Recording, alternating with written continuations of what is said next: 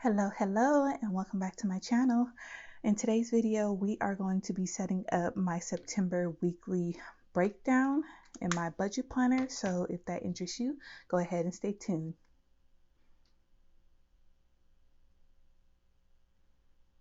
Alrighty, so let's go ahead and jump right in.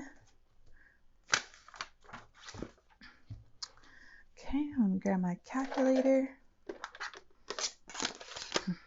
Okay, so let's start with the income for the month of September. We are expecting our expenses to hit $5,200.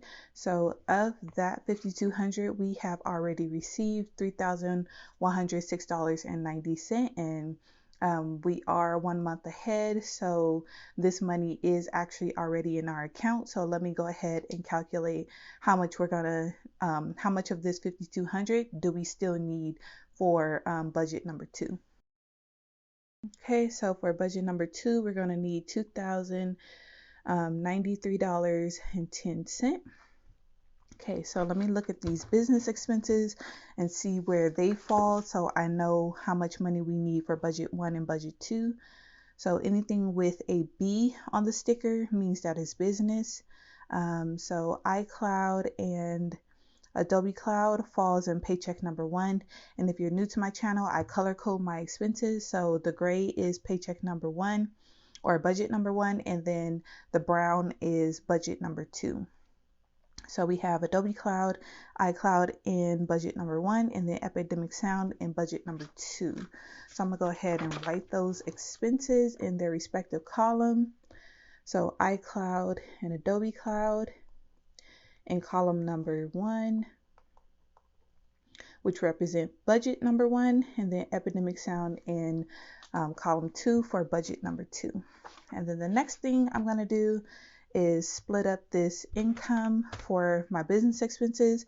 So any business expenses comes out of my business account. So let's go ahead and do that. Okay, so for budget number 1, we're going to use $29.98, and for budget number 2, we're going to use $15 out of my business income. Okay, and for sinking funds, we're basically pulling money from our sinking funds in order to pay for a couple of planned expenses. And the planned expenses that I'm talking about this time around is the twins' baby shower, which is going to happen in the first half of September.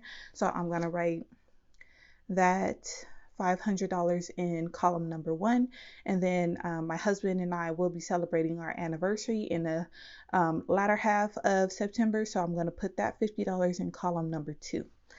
So for sinking funds, we know we need $500 of that in the first budget, and then $50 in the second budget. So now that we have all of our income allocated, I'm going to go ahead and add them up. Okay, so for budget number 1, we're going to be using $3,636.88. Okay, for budget number 2. Okay, so for budget number 2, we're going to be using $2,158.10. Okay. All right, so nothing in savings, so we're going to move on to the monthly expenses. So for the monthly expenses, I need to figure out where these bills fall, and I'm going to be referencing the monthly calendar to figure that out. So give me a second just to do that. So the mortgage is going to fall in on the 1st, the mortgage in Vivint. So $1,864.66 for the mortgage. Vivint is $56.47. Amazon Kids Plus falls in the first budget. Okay, my life insurance, anything with the M means manual, which means it's a manual bill.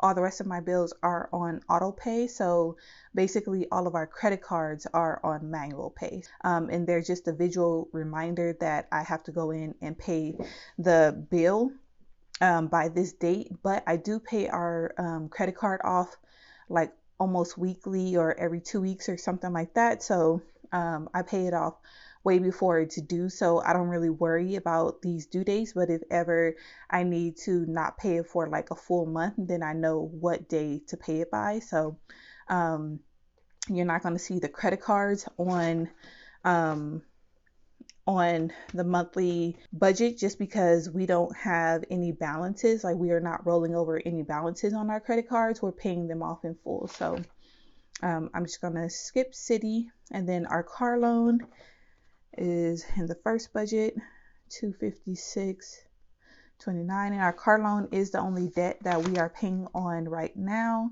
My husband's student loans are still in forbearance until next year, so yay for that. So Amazon credit card, Frontier, we already did iCloud, so Frontier $67.86. Netflix and natural gas, and we already did Adobe Cloud. Netflix $13.99. What did I say? Netflix, oh, natural gas. Okay, and our utilities have gone up, so we do need to, well, our usage has gone up compared to last year for the month of August, so we need to be more careful and more aware of our utilities in September. But yeah, but I'm gonna keep it the same for now, and hopefully we won't go over in the month of September since we're going to be more conscious of our usage. Okay, so I said Adobe Cloud. Our child tax credit is going to come on the 15th. I don't put that in this budget because I don't intend to use it. I've just been stuffing a child tax credit sinking fund with the money to be used later whenever we need it for whatever we need it for our toddler son. So I don't include it in the income up here because I just transfer it and then it's just there. So whenever I do use it, I will put it in the expense tracker. But as for the monthly budget, we're not relying on that money coming in, so it doesn't go in this budget. So that's the child tax credit, which should come on September 15th. And then that's everything for paycheck number 1. So I'm gonna go ahead and do paycheck number 2 just so we can have it out of the way. So Edison and my husband's life insurance goes in budget number 2. Did I ever write down my health insurance? No, I did not.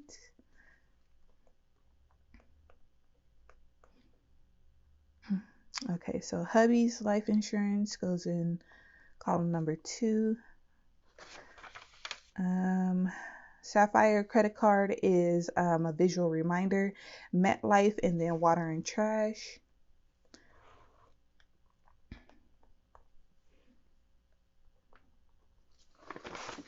And then Verizon Epidemic Sound we already did, which is a business expense, and then ID theft.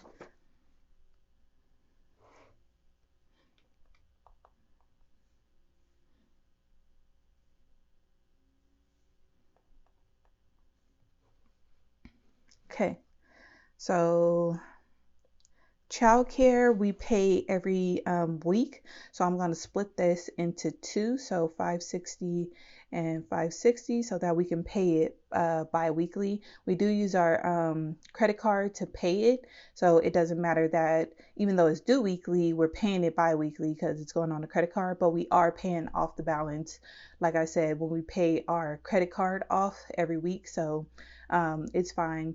For that amount of money, we definitely want to collect the points on that. So that's why we use our credit card to pay it instead of our debit card.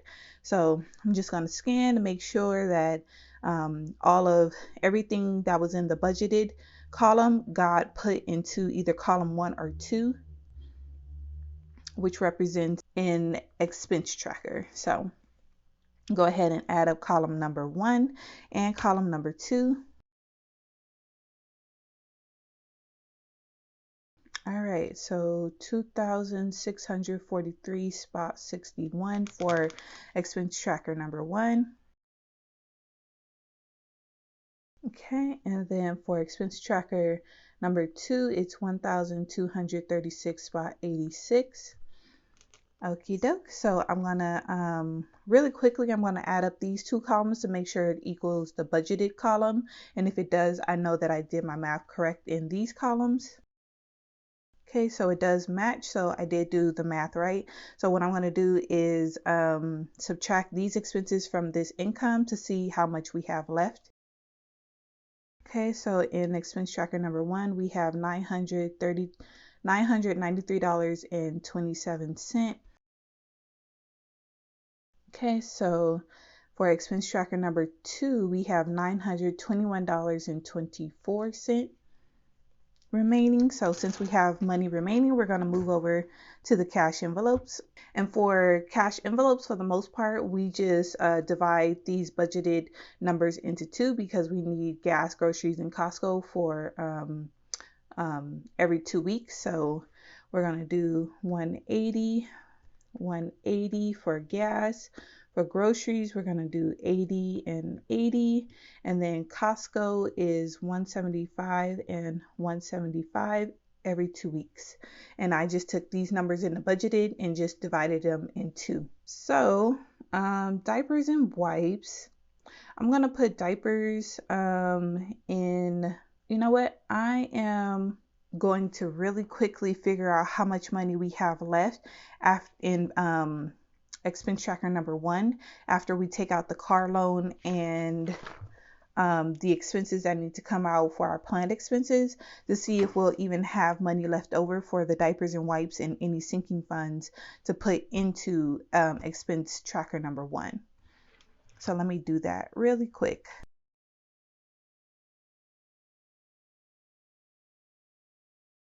Okay, so it's saying we are actually negative $228 for paycheck number 1. So that means I need to move some things around.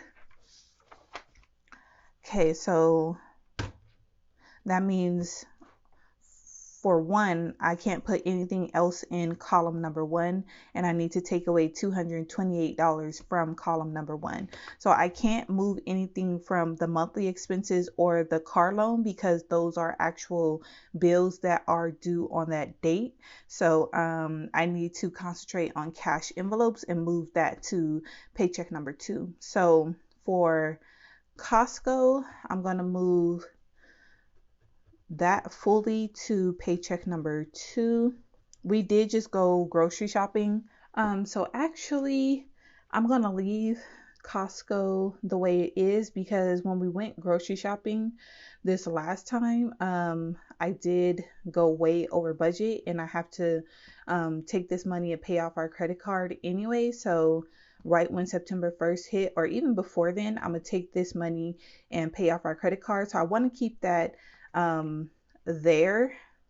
So what I'm going to do is actually move gas because I checked Cube Money and our gas our gas cash envelope has quite a bit of money in it. So I'm going to move gas fully to expense tracker number 2, and then so that is 180. So I need to do $48 more out of paycheck or expense tracker number 1.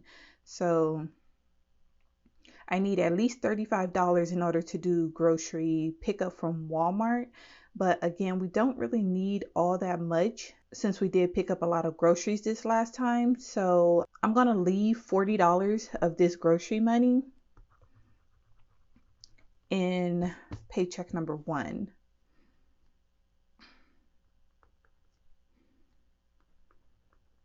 And then for Costco, I am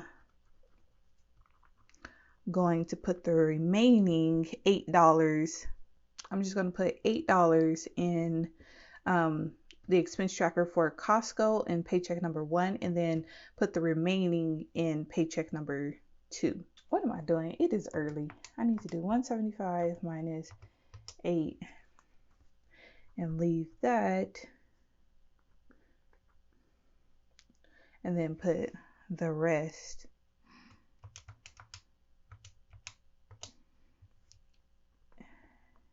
in paycheck number 2. So that should be good. Yeah, that should be good. Okay, so let's go ahead and add up expense tracker number 1. So that's going to be 207, but I'm not trusting my mental math right now, so let's just double check.